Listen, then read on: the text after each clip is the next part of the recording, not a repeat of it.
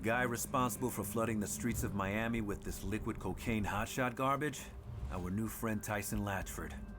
Hotshot's popular because the high's cleaner, without the crash. Or so they say. I can get Tyson in front of a grand jury thanks to this evidence, assuming he stays alive long enough.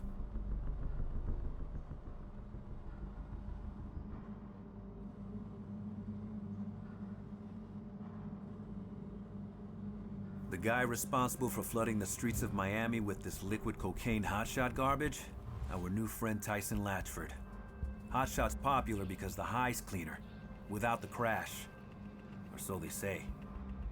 I can get Tyson in front of a grand jury thanks to this evidence, assuming he stays alive long enough. Hotshot's been showing up around the country for the last couple of years.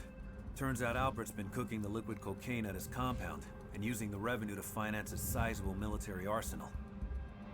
A revolution funded by drug money. Those don't typically work out very well. The concierge of the Elmore Hotel is running a hotshot ring, delivering it to guests like it's room service. Stoddard's name came up too. I need to look into that. The real question is, who's their supplier? Time to follow these little fish upstream.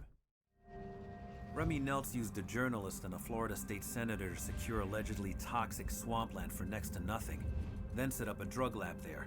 After that, he laundered money through an anime company. Neltz might be inventive, but he's also nuts. Can't believe Stoddard would tie himself to something like this. Doesn't seem like Stoddard's type of guy. Rourke's pulling jobs around Miami and LA with someone named Big Eddie, whoever the hell that is. Probably bank hits. With the resources and firepower they're packing, there's not much else worth their time. When he's not robbing banks, Rourke hangs with Lily Kang, and even secured Dawes' blessing to kill Lily's husband Henry. With Kang gone, the happy couple takes over the Los Angeles drug trade. But I got to Kang first. Looks like they owe me a favor. ATF agent Barnes was working for Dawes and Stoddard. He had a dossier on Boomer and came out to Albert's camp looking for him. Probably the idea was that Boomer might lead to me. Bit of a long shot, but hell, worth sending a guy. Seems like Albert got worried that Barnes would figure out his nutjob plan to start a civil war.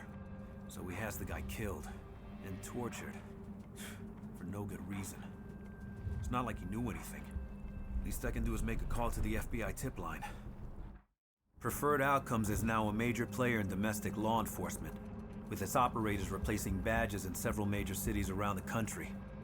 Dawes says his men are better trained, and maybe they are. But mercenaries are the last thing any city needs. Kai must have felt the same way. After all this success, Dawes got a lesson from Rourke in hiding profits and using intel against his enemies.